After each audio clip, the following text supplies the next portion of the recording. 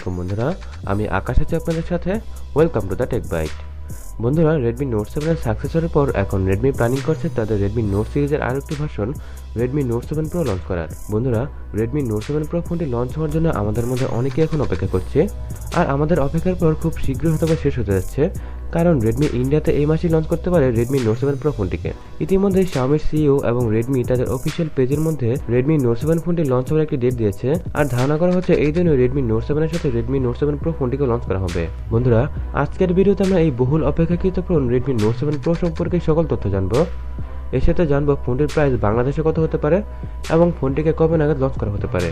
তো বন্ধুরা, Redmi Note 7 Pro সম্পর্কে সকল তথ্য জানতে হলে অবশ্যই পুরো ভিডিওটির সাথেই থাকুন।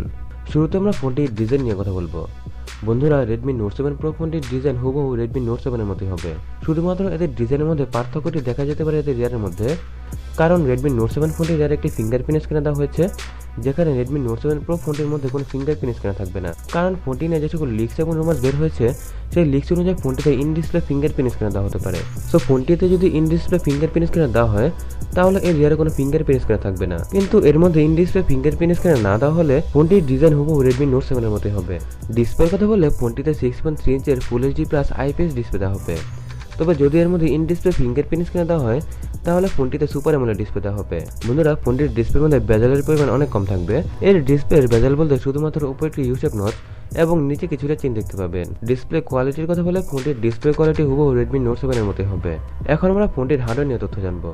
বন্ধুরা, Redmi Note 7 Pro ফোনটিতে স্ন্যাপড্রাগন 675 এর প্রসেসর দেওয়া হবে, সাথে 4GB ও 6GB র্যামের সাপোর্ট থাকবে, এবং ফোনটিতে অ্যান্ড্রয়েড পাই বেসড MIUI 10 এর অপারেটিং সিস্টেম ইনস্টল করা থাকবে। পারফরমেন্সের দিক থেকে ফোনটি অনেক পাওয়ারফুল হবে, কারণ স্ন্যাপড্রাগন 675 এর প্রসেসর অনেক পাওয়ারফুল একটি প্রসেসর, যেটি দিয়ে আমরা যে কোনো ধরনের মাল্টিটাস্কিং কোনো প্রকারের সমস্যা জারি করতে পারবো, এবং এইচডি হেভি গেমস খেলার সময় ফোনটিতে কোনো প্রকারের সমস্যা হবে না। ফোনটিতে ব্যাটারি দেওয়া হবে 4000 mAh এর, সাথে কুইক চার্জ 4.0 সাপোর্ট থাকবে, যেটি দিয়ে আমরা ফোনটিকে খুব তাড়াতাড়ি চার্জ করে ফেলতে পারবো। সো চার্জিং নিয়ে ফোনটিতে কোনো প্রকারের সমস্যাই থাকবে না। এখন আমরা ফোনটির one of the most highlighted feature এর ক্যামেরা নিয়ে কথা বলবো। বন্ধুরা, Redmi Note 7 ফোনটির মধ্যে 48 মেগাপিক্সেলের ক্যামেরা দেওয়া হয়েছিল, তবে সেটি অরিজিনাল 48 মেগাপিক্সেলের ক্যামেরা ছিল না। কিন্তু Redmi Note 7 Pro ফোনটিতে অরিজিনাল 48 মেগাপিক্সেলের ক্যামেরা দেওয়া হবে, যেটিতে সোনির IMX 5.6 এর সেন্সর দেওয়া হবে। এর সাথে ফোনটির রিয়ারে আরও একটি 5 মেগাপিক্সেলের ক্যামেরা দেওয়া হবে। ফ্রন্টের ক্যামেরার কথা বলে ফোনটির ফ্রন্টে 20 মেগাপিক্সেলের সেলফি ক্যামেরা দেওয়া হবে। বন্ধুরা, ক্যামেরার দিক থেকে ফোনটি অনেক পাওয়ারফুল হবে। আমাদের মধ্যে যারা বাজেটের মধ্যে একটি ক্যামেরা ফোন খুঁজছি, তাদের জন্য এই ফোনটি বেটার চয়েস হতে পারে। এখন দেখা যায় খাতা কলম অনুযায়ী ফোনটির ক্যামেরাগুলো বাস্তবে কেমন হয়। এর সাথে ফোনটিতে হাইব্রিড সিম স্লট দেওয়া হবে, যেটিতে আমরা দুটি সিম কার্ড অথবা একটি সিম কার্ড একটি মেমোরি কার্ড ব্যবহার করতে পারবো। এখন যদি ফোনটির প্রাইসিং নিয়ে কথা বলি, তাহলে ফোনটির প্রাইস বাংলাদেশে 18 থেকে 25,000 টাকার মধ্যে হবে। তবে যখন ফোনটিকে নতুন লঞ্চ করা হবে, তখন এর প্রাইস অনেক বেশি থাকবে। তাই আমাদের কাজ হবে ফোনটি বাজারে অ্যাভেলেবেল হওয়ার সাথে সাথে না কিনে কিছুদিন ওয়েট করে তারপরে ফোনটিকে কেনা, তাহলে আমরা সঠিক দামে ফোনটিকে কিনতে পারবো। তো যদি ফোনটিকে ইন্ডিয়াতে লঞ্চ করা না হয়, তাহলে ফোনটিকে আগামী 1 মাসের মধ্যেই গ্লোবালি লঞ্চ করা হয়ে যাবে। তো বন্ধুরা, Redmi Note 7 Pro ফোনটি নিয়ে এই সকল কিছু ছিল আজকের ভিডিওতে। ফোনটি নিয়ে আপনাদের মতামত কি অবশ্যই আমাকে কমেন্ট বক্সে জানাবেন। আজকের মতো এখানে বিদায় নিচ্ছি।